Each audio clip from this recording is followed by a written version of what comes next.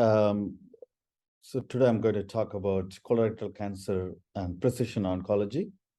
So this is for a broad audience. So to introduce myself, I'm Anguraj Sadanandam, Director, Center for Global Oncology.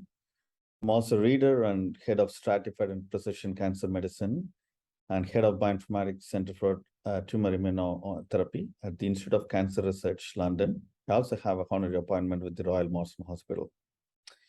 With that introduction, today I'm going to give you a broad overview of the precision oncology in colorectal cancer. Colon cancer or colorectal cancer is highly heterogeneous disease. What does it mean? It means it varies from one patient to the other. For example, in the slide, patient 1, though they have colorectal cancer similar to patient 2, they largely differ in a lot of ways, including molecular and metabolic profiles. Molecular profiles mean mainly coming from the DNA and RNA changes. However, sometimes cellular changes also would inevitably manifest in this heterogeneity, which I will explain in the later slides. In the next slide, just showing that how this heterogeneity manifests in a patient. It can manifest either as a prognostic difference, that means how long a patient would live given that particular condition, or it would manifest as a treatment response that after receiving treatment for that condition, how long these patients live. So in the left-hand side of this slide, you can see prognostic difference. And for understanding purpose, I have grouped certain patients into so-called subtype 1 and certain patients into subtype 2. And there is a Kaplan-Meier curve, which actually in the y-axis represents the probability of survival from 0 to 100%. And the x-axis represents the number of months these patients living. And you can see that the subtype 2 patients, which are represented in blue, show poor prognosis compared to the patients in red, who are subtype 1. That means these red or subtype 1 patients live longer. This is a prognostic difference. Similarly, when these patients get with one of the approved therapies for colorectal cancer, anti-HFR therapy, then their progression-free survival is from when they receive the treatment to how long they live. And again, the subtype 1 patients here represented in green live longer compared to subtype 2 patients who are represented in yellow. With these differences in prognosis and treatment response, there needs a precision or personalized medicine in order to get these patients into a beneficial therapy. In the next slide, I'm showing my lab's goal overall is to stratified and precision medicine. That means we classify patients as shown here in the left-hand side from the experimental or computational means, which is I refer to as bench side. So we identify actionable subgroups or subtypes as shown, which I will expand later in further slides. Then we develop so-called biomarker tests or diagnostics tests, which help us to take this to the clinic. Our main focus are colorectal and pancreatic cancers. So, and as I mentioned, and further to emphasize in the next slide is our interest is precision oncology. What does precision oncology mean here? The Oxford Dictionary refers precision oncology as a quality, condition, or fact of being exact and accurate. So when this mixes with the point that we are trying to treat an individual, then precision oncology becomes the most important. Here in the slide, the left-hand side shows a schematic diagram of, for example, colorectal cancer patients who receive same diagnosis and same treatment. They can broadly classify it into 4 groups based on the treatment they get, which is going to be beneficial or not, and which is going to show side effect or not, or toxic or not. Based on this, the red circle patients are the ones who are going to benefit more from the drug and also have less toxic effect. On the other hand, the other 3 groups in blue represent those which are either going to have more toxicity from the drug or less benefit from the treatment, or both. So one of the best examples for this type of precision oncology in colorectal cancer is advanced colorectal cancer, mainly those who are metastatic and spread to other organs, they get classified into those having changes in KRAS and those do not have changes in KRAS. Those do not have changes in KRAS, we refer them as KRAS wild type, and those patients largely benefit from one of the approved standard of care therapy, anti-EGFR therapy. Whereas those who have changes, which we call KRAS mutant, they do not get benefit from anti-EGFR therapy, hence they are treated with chemotherapy. KRAS is a single biomarker, which, whereas there are multiple biomarkers one could use. However, there is a long way to go to discover such kind of multi-biomarkers. However, there are a lot of work going on at present, which I'm going to take you through in next slides. The next slide is the colorectal cancer treatment strategies, and we are going to see on the right-hand side as well the potential biomarkers from DNA that are existing and how that helps to precisely stratify patients for therapies. So on the left-hand side is the current treatment strategies. As usual, like any other cancer types, the adjuvant setting is earlier stage 1, 2, and 3 of colorectal cancer, and metastatic stage setting is the stage 4. And you can see that there are less therapies available for early stage or adjuvant setting. Mainly surgery is the option, which is good. If they surgically they can get cured, that would be great. However, that doesn't happen in stage 2 and stage 3 disease. So those patients, if they are colon, they primarily get one chemotherapy, which is oxaliplatin based. Or if they are rectal cancer, they receive radiotherapy. The stage 4 patients, there are multiple therapies, including 2 types of chemotherapies: anti-angiogenic therapy and anti-EGFR therapy. So KRAS and similarly NRAS, or the biomarkers, when they are not changed or when they're wild type, they predict response to anti-EGFR therapy. When there is also a new biomarker which not shown here. It's shown here, the MSI biomarker is shown, but the response therapy, it has not been shown here. Microsatellite stable, MSI, which actually predicts the response to immunotherapy. However, the rest of the biomarkers here are not useful as biomarker for treatment response or still in research. One other interesting fact here that to emphasize is the side of the colon cancer is also quite important. The right-sided colon cancer versus left side, and left side patients are known to be more responding to anti-EGFR therapy, the cetuximab, which already has shown here. And based on this, the next question is that if you wanted to find biomarkers like KRAS or NRAS, how do we do this is what's shown in the next slide. We do this by next generation sequencing for precision oncology. I have only shown a basic steps involved here for a broad audience, where DNA, for example, will be taken that will be prepared from patient samples as in step 1. And the so-called library will be prepared. That means these DNA will be chopped into pieces, and certain other small DNA-like molecules will be attached, which will then be sequenced on machines. Like there is a company called Illumina, which provides the sequencing machine. There are also other machines available.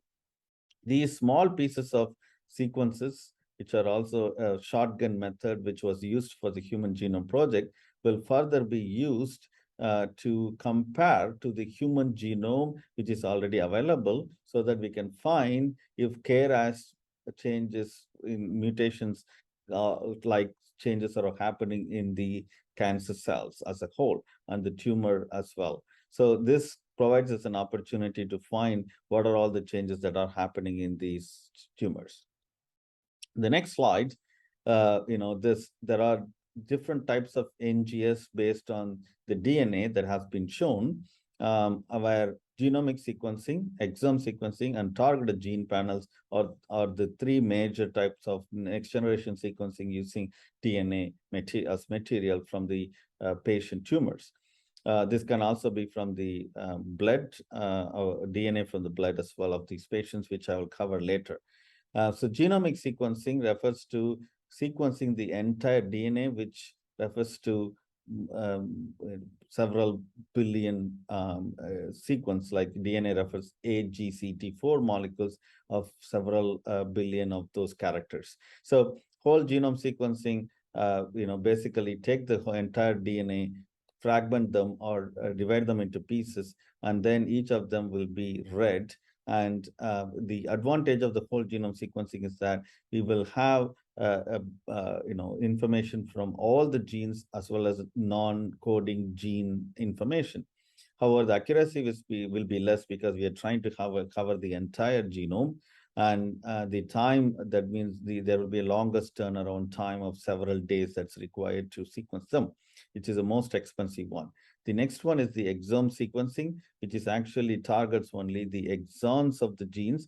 Hence, the accuracy improves, and the turnaround time also improves, and the cost also reduces. The most effective way currently used in the clinic is the targeted gene panel, which only can sequence a certain number of genes, and hence the high throughput is reduced. Hence, the accuracy improves and turnaround time and the cost also reduces. So with this next slide, the primary information that we derive out of these NGS are to identify single nucleotide variants or mutations as similar to KRAS. Sometimes we can even find more than one base pair mutations. We also can identify how much of changes happened in the DNA. DNAs are available as chromosomes, and there are changes at the chromosome level, whether it's gained or lost, can also be done. So some chromosomes would be rearranged, and fusion genes could happen, which are also lead to cancer, and we can detect them. We can also sequence instead of DNA, RNA to find gene expression changes, and also the modifications in the DNA, which is called methylation. So the NGS, in the next slide, the NGS technology has evolved since 1977 until now, from the first person, Dr. Sanger, to release a method called Sanger sequencing, to later on to PCR technique. And over the time, especially 2006 to 2007, there has been revolution in this field, which led to a larger number of cancer genomes and exomes done by consortiums like the Cancer Genome Atlas and International Cancer Genome Consortium, etc. And it's already ongoing. So what is the use of this next generation sequencing is in the next slide, where, based on the mutational changes, one could provide a precision treatment. For example, BRAF is one of the mutation genes which undergoes frequently mutated in colorectal cancer. And third is not in the clinic yet, but there is an opportunity to target BRAF through the drug that particularly targets us. This way, we can maximize the survival and quality of life of patients. However, performing this NGS for precision oncology is a multidisciplinary effort involving large number of people, starting from clinicians, researchers like us. Definitely, patients are a major part of it. However, there are also economists and many other things involved, from experimental laboratory condition to the bedside in the clinic. The next slide, I'm showing the same slide as the previous one with the CRC treatment strategies, where all these current therapies are only providing modest benefit, and still there are lack of better biomarkers to classify patients for the best treatment possibilities. So along those lines, we several years back in 2013 performed the gene expression classification of the colorectal cancer, around 1,200 patients at that time, to classify them into 5 groups from scratch. And here is the left-hand side is a heat map that shows high gene expression in red and low gene expression in blue. And there are 5 bars on the top, each representing different subtypes of colorectal cancer, which were named based on the cellular types present in the colon crypt, which is shown in the middle figure. And they are enterocyte, transit amplifying, stem-like, inflammatory, and goblet-like. On the right-hand side, you can see that they show different prognosis, with the stem-like patients represent blue, showing the poorest prognosis, whereas the goblet and the patients showing good prognosis, that they were living longer than 120 months. Whereas when this is with the untreated, no treatment, when they get chemoradiotherapy, the poor prognostic stem-like subtype showed better prognosis compared to the others. So with this, in the next slide, there is a chart that we put for the very first time for colorectal cancer, or even for all the cancers together, to show how a precision oncology could be done by matching patients to the existing therapies in the adjuvant or early setting or the metastatic setting. And highlight here is the anti-EGFR cetuximab, which is most suitable for the cetuximab sensitive transit amplifying patients. We further merged this aspect into the consensus molecular subtypes, which is highly cited and currently highly used in by the research community, and which still represents our previous classification, which we call CRC assigner. And but we consolidated with the other groups to form 4 different groups, which is CMS 1, 2, 3, 4. They have different characteristics, which are represented in this next slide, where CMS 1 is more MS, microsatellite unstable high and immune. MS2 is canonical, MS3 is metabolic, and MS4 mesenchymal. For time being, I'm not going into the details. However, this has already been published, and there are also differences in these subtypes between the right and the left colon. We have developed assays combining the CRCS and CMS, which we are currently, trying to get regulatory approval on that, and not going into the details. However, we could recapitulate these subtypes with the quick NGS or NGS-like tests, which could eventually, hopefully, that we could cater into the clinic. And we have been collaborating with international groups to get these tests hopefully to the clinic. In next 1 minute, I just wanted to highlight on evolving aspect of circulating tumor DNA in colorectal cancer. Circulating tumor DNA is cell-free DNA, which is circulating in the blood of patients, and there will be present less than 1% of the total number of other DNA material that's present there. Especially the ctDNA can be found more often in metastatic colorectal cancer compared to the others. And in this slide, you can clearly see that how blood from a patient can be taken, processed to get different regions of with different fractions of the blood, which is plasma or buffy code, which can further be used for NGS analysis to find mutations, copy number changes, fusion genes, and methylation. The next slide, I'm showing that how this could be useful is that there are currently available method is imaging by CT scan or PET scan. In this graph, the tumor burden is shown on the y-axis, and the imaging is shown on the top level, representing that when a tumor will be visible. Whereas the limit of detection based on ctDNA has been shown below that imaging, and yellow represents that is not going to be detected by detected by ctDNA or imaging. The blue represents those can be detected by ctDNA, and red represents both by the ctDNA and imaging. And here, from early detection to monitoring the treatment, only when ctDNA can be detected very early, whereas imaging can be only detected when the tumors are visible by the imaging. So the ctDNA is more sensitive than imaging. And once surgery is done, the tumor disappears. Imaging is less useful, whereas ctDNA is still useful, which is useful for the minimal residual disease assessment. And when the tumors come back again, then ctDNA has more power initially, then followed by the imaging. So ctDNA is currently a better way for diagnosis and treatment. However, it's not yet into the clinic for colorectal cancer, and hope it's going to be there. With this, I wanted to finish with the last slide saying that precision oncology is a great tool to detect, diagnose, and treat colorectal cancer patients. However, it doesn't come without challenges. And the challenges includes that even though we can detect many alterations with the DNA level, however, for each alteration, there are not many, drug or therapeutics available. And with the new drugs coming in place, matching those to these alterations are not easy. The second thing is that patient tumors often harbor multiple alterations, and which one to target first is another challenge. Finally, these challenges could be overcome by novel and new clinical trial endpoints, which are associated with precision oncology trials need to come out. So with this, I really thank eCancer for this opportunity, and also thanks for your patience.